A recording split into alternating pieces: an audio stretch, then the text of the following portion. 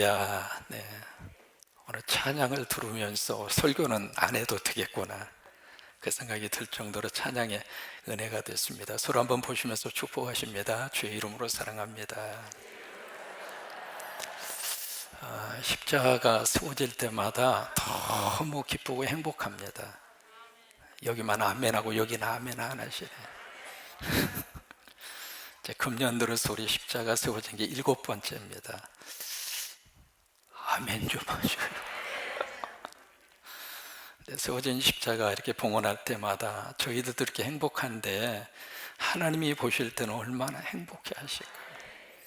특별히 오늘 66번째 우간다에 세워진 국제사랑살림교회는 몇 가지 의미를 가지고 세워진 교회입니다. 이 교회를 세울 수 있도록 헌금하신 분이 순복음교회 장로님이십니다. 우리 교단도 아니고 우리 교회를 섬기는 장로님도 아니고 타교단의 장로님이신데 여기 십자가 세우는 이 사역에 대한 소식을 들으시고 감동이 온 거예요. 나도 거기에 헌금해서 십자가 하나 세웠으면 좋겠다.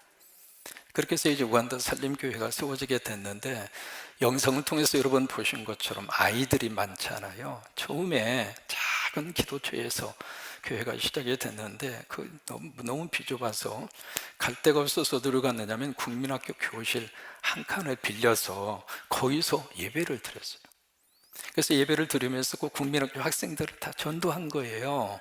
그래서 이렇게 국민학교 학생이 그렇게 많고, 또 하나는 그 교회당이 세워질 때 그 땅 주인이 교회를 세우라고 그 땅을 이렇게 헌납을 했어요.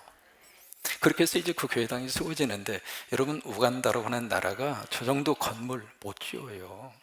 보통 헌금을 해서 저 정도 건축을 할 수가 없거든요. 근데 그 교회가 열심으로 목회하면서 사역하면서 위에서 기도하는데 그 땅 주인이 감동을 먹고 여기다 교회 세우라고. 그래서 이제 땅을 딱 기증을 했는데, 기증한 다음에 이 교회당이 세워져 가는 모습을 이분이 가까이에서 지켜본 거예요.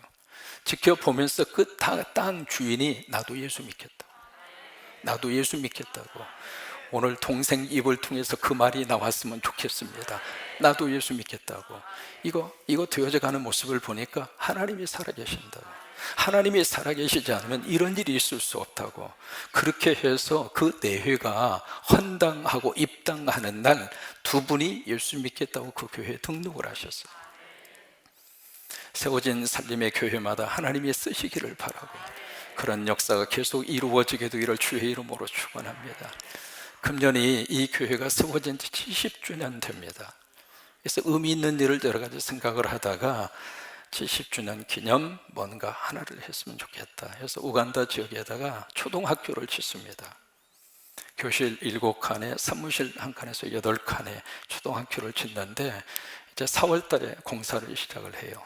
여러분 그 공사를 위해서도 함께 기도해 주시기를 바라고, 그 초등학교를 지을 수 있도록 한 분이 또 하나님 앞에 헌신을 하셨어요.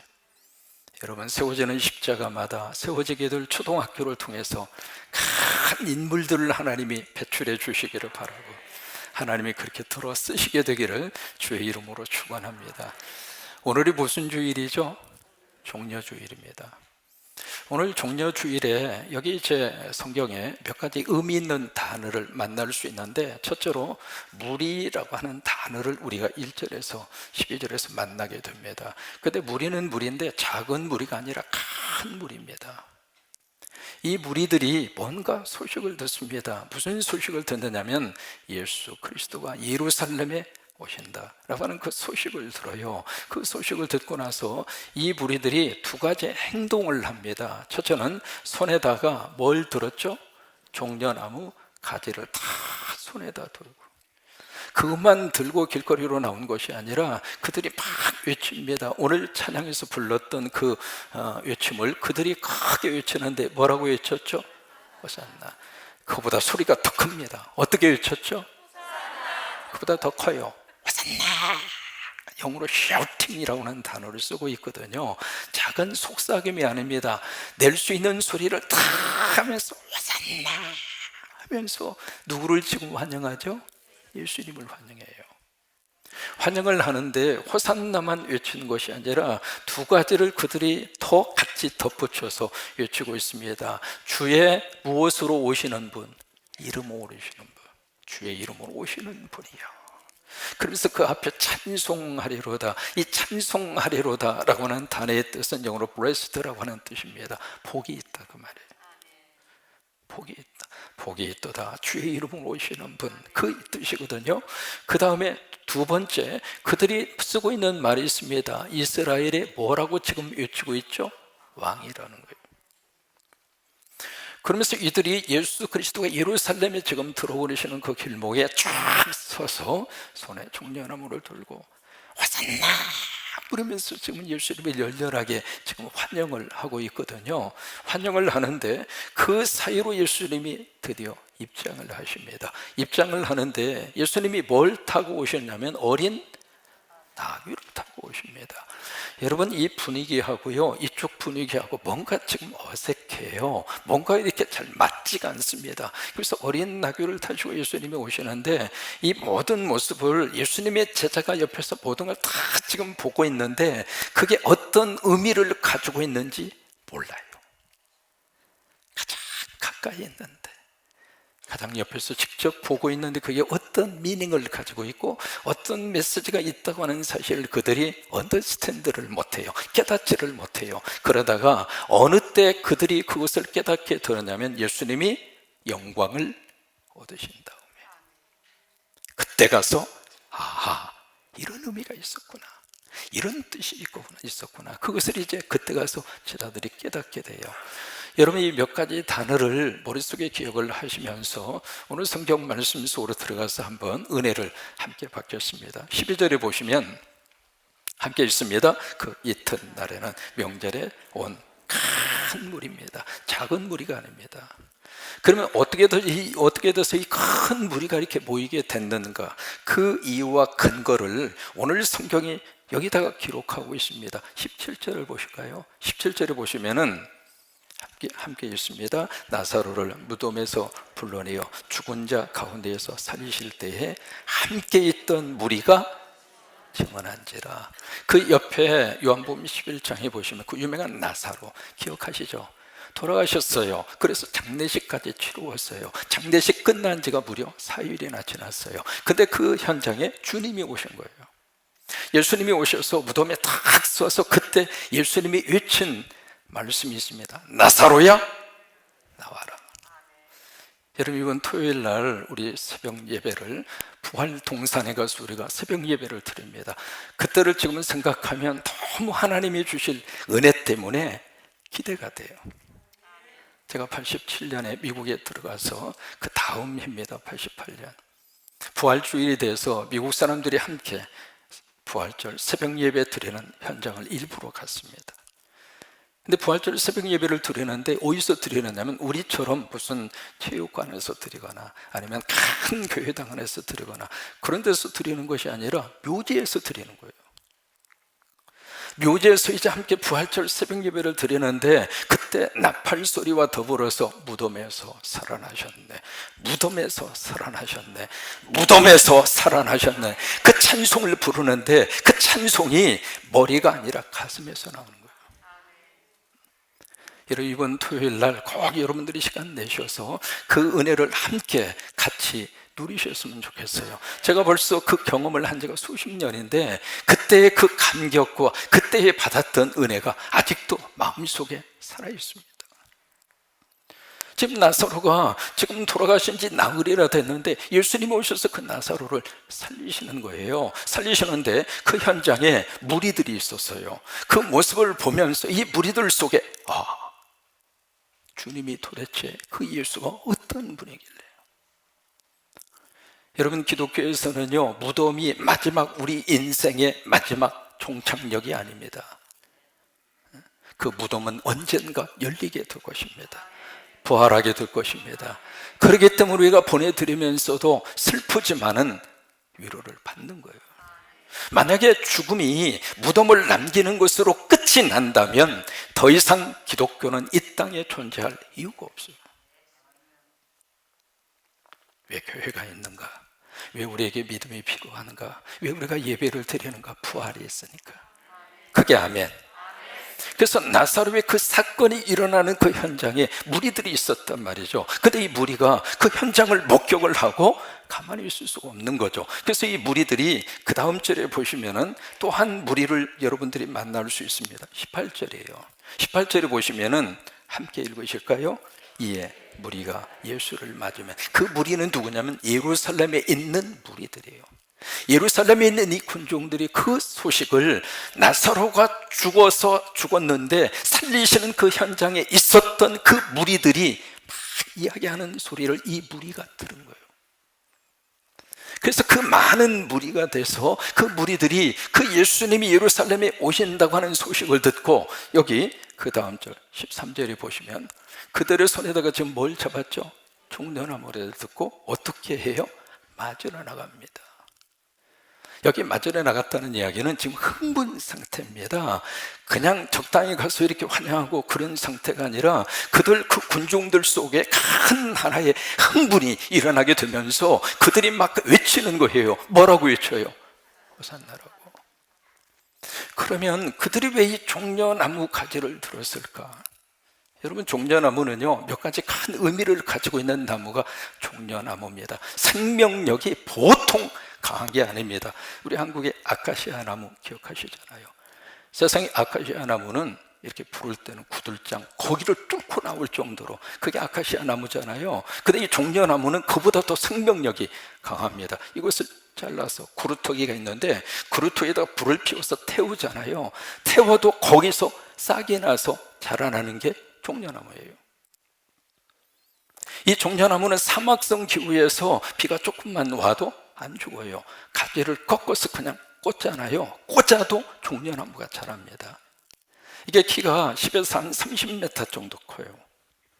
그리고 거기서 이제 열매가 주렁주렁 열리는데 그 열매를 대추야자 열매, 영어로 데이트라고 하는 말을 쓰거든요.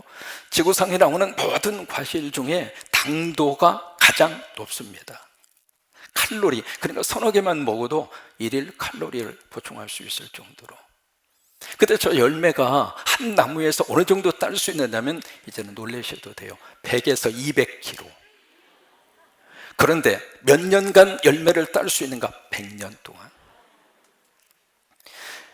그러니까 저 종려나무는 그런 생명, 그 다음에 풍요, 그것을 의미하는 것이 바로 저 종려나무거든요. 그래서 이스라엘의 상징적인 나무가 종려나무예요. 우리 대한민국의 상징적인 꽃이 무슨 꽃이죠? 무궁화. 캐나다의 상징이 뭔 줄 아세요? 단풍나무예요. 군산시 화가 뭐죠? 동백꽃. 그런 것처럼 이 종려나무는 바로 이스라엘을 의미하는 거예요. 그러니까 그들이 손에 종려나무를 들었다는 이야기는 이스라엘을 들었다 이 말. 이스라엘을 상징하는 나무를 딱 들고 그들이 외친 그 소리가 호산나. 한번 같이 외쳐볼까요? 시작. 그보다 더 크게 했을 거예요. 호산나, 호산나. 여러분, 호산나로는 단어의 뜻은 구원해 주세요, 구원해 주세요. 저희가 기도해요. 하나님, 우리가 기도하는데 하나님 우리를 구해 주세요. 하나님 우리를 살려 주세요. 그들의 절박함이 호산나 속에 그대로 배어져 있습니다. 하나님, 지금 우리가 사는 게 아닙니다. 하나님, 지금 우리가 처해져 있는 이 환경 자체가 말 그대로 죽지 못해서 지금 버티고 있습니다. 하나님, 이 고통과 이 어둠과 이 아픔 속에서 하나님 우리 해방시켜 주세요. 우리를 살려 주세요. 여러분, 그 고백이 이 호산나라고 하는 단어 속에 들어가 있는 고백입니다. 마치 지금 우크라이나에 있는 사람들이 뭐라고 지금 그들이 외치고 있을까? 호산나입니다. 그 여자들과 아이들이 무슨 죄가 있습니까? 그 외침 소리, 그 마음으로 지금 이 예수님을 맞이하는 사람들이 외치고 있는 소리가 바로 이 호산나라고 하는 그 말이에요. 지금 로마라고 하는 이 거대한 제국에 의해서 이스라엘이 압제를 당하고 있어요. 인권도 없고 자유도 없고 삶은 말 그대로 피폐하기 이를 데 없고, 그 속에서 지금 예수님이 오신다고 하는 소식을 듣고 그 예수님이 죽은 자를 살릴 정도의 능력이 있는 그분이라면 로마와 대항해서 우리에게 자유를 줄 수 있고 우리를 해방시켜 줄 수 있고 이제는 우리나라가 독립된 나라가 돼서 이제는 새로운 정치 시스템을 가지고, 그래서 그들이 왕이라고 지금 부르고 있는 거예요. 그 당시 로마에는 티베리우스라고 하는 황제가 있었거든요. 그 황제와 겨눌 정도로 우리나라의 위대한 정치 지도자 예수가 들어오시는구나, 그 생각을 하고 그들이 막 흥분된 마음에서, 그러면서 손에다가 이스라엘을 의미하는 그 종려나무를 들고 이 나라를 살려달라고, 그래서 환영하고 있어요. 그런데 보세요, 드디어 예수님이 등장합니다. 예수님이 등장하는데 뭘 타고 등장하는가? 어린 나귀를 타고 등장하시는 거예요. 여러분, 이 어린 나귀라고 하는 것은 금방 태어난 나귀, 그걸 의미하는 것이 아니라, 그런 나귀를 사람이 어떻게 탑니까? 어린 나귀라고 하는 것은 나귀 등에다가 한 번도 안장을 끼우지 않았다, 그 말이에요. 그 나귀, 어린 나귀를 타고 예수님이 지금 등장을 하시는 거예요. 지금 여기 있는 사람들은 말 그대로 새로운 지도자를 지금 갈구하고 있고, 새로운 미래의 나라의 역사를 일구어갈 그런 위대한 지도자를 생각하면서 그렇게 막 환영을 하고 있는데, 정작 기대했던 예수님이 딱 나타나는데, 이게 방탄조끼에 리무진을 타고 싹 나타나는 것이 아니라 정말로 에쿠스라도 타고 와야지. 여러분, 에쿠스라고 하는 말은 라틴 말로 개선 장군의 말이라고 하는 뜻이에요. 에쿠스 타시는 분들은, 아, 내가 개선 장군의 말을 타는구나, 그게 에쿠스예요. 에쿠스라도 타고 나타나야 되는데 티코 타고 나온 거예요. 그런 분위기입니다.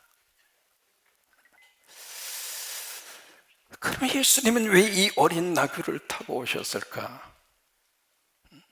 몇 가지 의미가 있습니다. 스가랴서 9장 9절에 보시면은 이미 예수님에 대해서 그 말씀을 성경이 예언으로 해 주셨어요. 함께 읽어보실까요? 보라, 내 왕이 내게 임하시나니 그는 공의로우시며 구원을 베푸시며 겸손하여서 나귀를 타시나니 나귀의 작은 것 곧 나귀 새끼니라. 이미 예언을 하셔서 그 예언의 말씀대로 이 나귀 새끼를 타고 오시는 거예요. 첫째, 이 어떤 의미를 가지고 있을까? 겸손이죠, 낮아짐이죠. 그 다음에 두 번째, 평화입니다. 그때 평화의 왕으로 오셨는데, 이 나귀는 말과 달리 나귀는 절대로 뛰지 않습니다. 말은 막 뛰잖아요. 그래서 고대 사회로부터 개선 장군은 다 말 타고 등장을 해요. 알렉산드리아, 그 유명한 정복왕 알렉산드리아에 그가 사랑하고 그가 좋아했던 준마가 있습니다. 준마 이름이 부케 팔로스라고 하는 말입니다. 알렉산드리아는 그 말을 타고 딱 나타났어요. 근데 예수님은 어린 나귀 새끼를 타고 나타나시는 거예요. 겸손해요. 근데 이 나귀가 천천히 걸어요. 나귀는 서두르지 않습니다.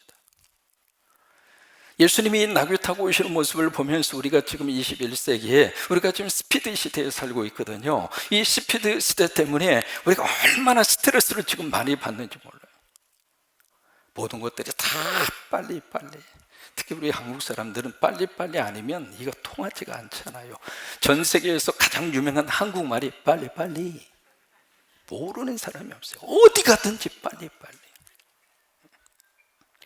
파스칼이 그렇게 이야기합니다. 현대인에게 있어서 가장 불행한 것은 그 삶 속에서 휴식을 상실했기 때문이다.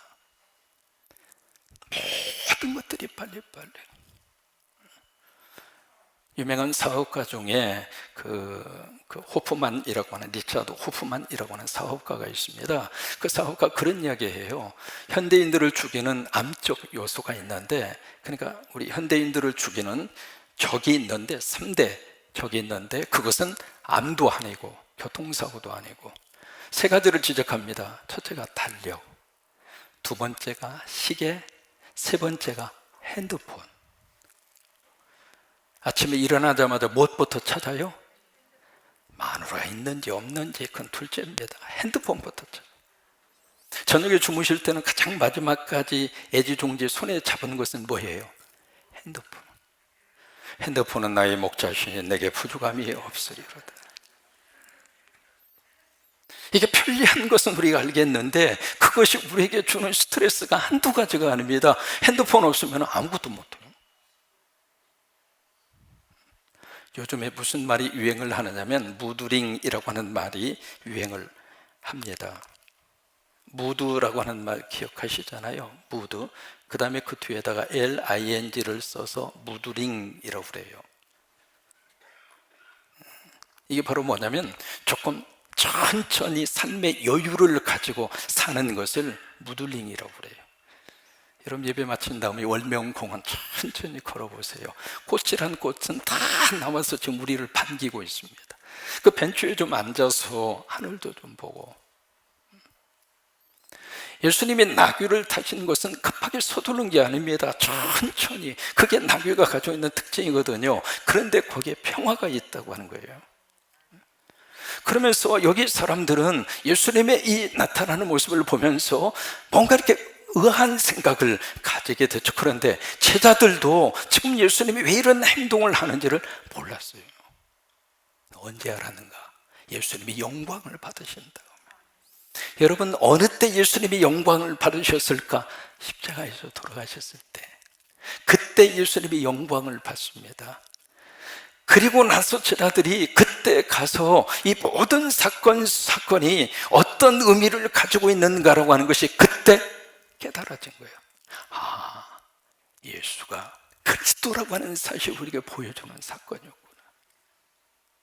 여기 있는 사람들은 예수를 이스라엘의 왕으로, 정치적인 왕으로 생각하고 막 외쳤지만, 하나님이 이 땅에 예수 그리스도를 보내신 것은 그런 정치적인 왕이 아니라 인간이 근본적으로 지금 부딪히고 있는 죄에 대한 문제, 죽음에 대한 문제, 그것으로부터 우리를 자유를 주시고 우리를 해방을 주시고, 그래서 우리에게 영원한 생명을 주시기 위해서, 그래서 하나님이 이 땅에 보내신 분이 예수 그리스도예요. 근데 그 예수가 그리스도라고 하는 거예요. 그것을 종려주일은 우리에게 메시지로 허락하십니다. 그래서 우리를 어디로 초청하시는가? 이 영광의 자리로. 이 영광의 자리가 어떤 자리인가? 바로 그 자리가 십자가예요. 십자가. 그래서 마가복음 8장 34절에 보시면 예수님 우리에게 그렇게 말씀하시거든요. 같이 한번 고백하십니다. 무리와 제자들을 불러 이르시되 누구든지 나를 따라오거든 자기를 부인하고 자기 십자가를 지고 나를 따를 것이. 거기 앞에 보시면 두 가지의 부정사가 있습니다. 바로 첫째는 부인해라, 두 번째는 죽으라, 이 말이에요. 그 두 가지의 부정사가 있으면서 그 다음에 따를지니라, 긍정적인 단어로 이어지게 되거든요. 그것이 바로 십자가라고 하는 거예요. 여러분이 영광의 자리가 십자가인데, 이 십자가는 어떤 의미를 가지고 있는가? 영어로 말하면 터닝의 의미를 가지고 있는 거예요. 돌이키는 거예요. 이게 십자가예요. 그러니까 어디에서 돌이키는 것인가? 지금까지 내가 my way, 내 길을 걸었어요. 내 생각을 가지고, 내 삶의 자리를 가지고 이렇게 이 길을 걷는 것이 최고로 잘 사는 길이라고 생각하고 마이 웨이를 우리가 걸었는데, 그 마이 웨이에서 십자가를 통해서 우리가 터닝하는 거예요. 우리가 돌이켜요. 무엇으로 돌이키는가? 바로 더 웨이라고 하는 걸로. 더 웨이가 뭘까요? 예수 그리스도잖아요. 나는 길이요 진리요 생명이라. 그 길로 터닝하는 거예요. 여러분, 그게 십자가입니다. 그리고 십자가 속에 영광이 있습니다. 이 종려주일 여러분 속에 이런 은혜가 넘치게 되기를 주의 이름으로 축원합니다. 정리합니다. 이 무리들은 손에다가 이스라엘을 의미하는 종려나무 가지를 들고, 지금 우리나라가 압제와 이 고통과 억압 속에 있는데 예수 당신이 오셔서 우리를 이곳으로부터 해방시켜달라고, 그래서 막 외쳤던 그들의 외침이 호산나였습니다. 그런데 예수 그리스도는 그들이 생각하고 그들이 원하는 모습이 아니라 나귀 새끼를 타시고 이 땅의 평화의 왕으로, 그래서 주님이 십자가를 통해서 우리에게 영광의 자리로 우리를 이끄시기를 원하십니다. 이 호산나의 복이 함께 하시기를 바라면서 우리 함께 찬양하십니다.